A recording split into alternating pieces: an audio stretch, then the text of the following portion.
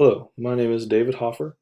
I'm giving a presentation on the book Saving a Million Species and the current science that has been applied to that book since.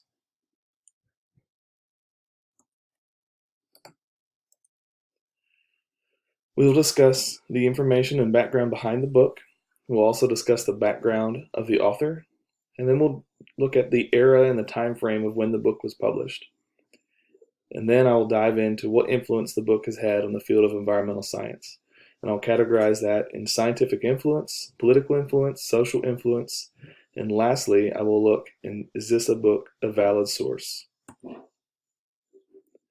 The book brings together 32 contributing authors who are experts in their field of study, along with the literature that has been since published in response to their original research.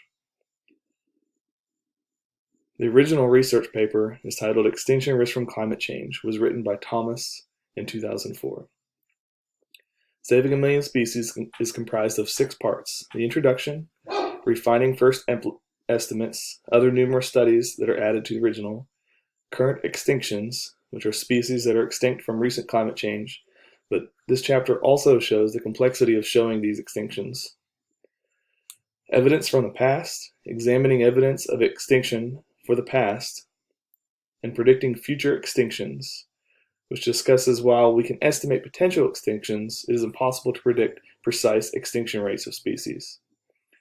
And lastly, conservation implications. The book mentions that the silver lining is that there is a lot of room to improve since little is being done in regards to conservation from climate change.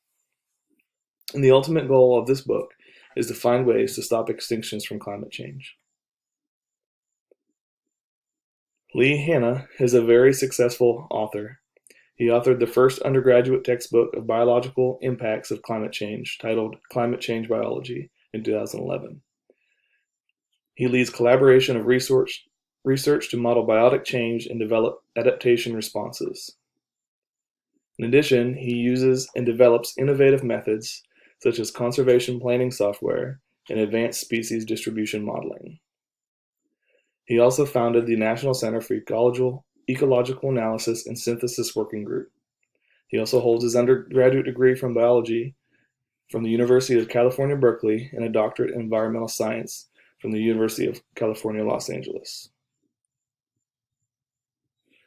This book was published in 2012. During that time frame, there were major events related to climate change. Hurricane Sandy devastated the East Coast, killing over 200 people.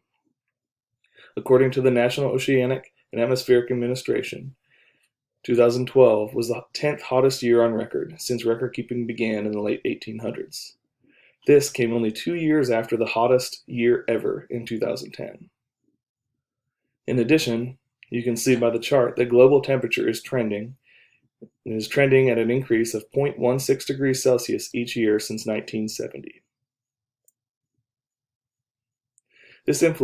This book has had a lot of influence on environmental science. The influence it had was to compile data and research papers of a multitude of authors. This enabled a one-stop shop for other scientists to research further ideas. Some examples include Alexander, who furthered the research from the book by adding a study of what the implications of novel competitors do to habitat and species distribution changes. In the article by Halley, his team conducted a study on low versus high fecundity populations and conservation.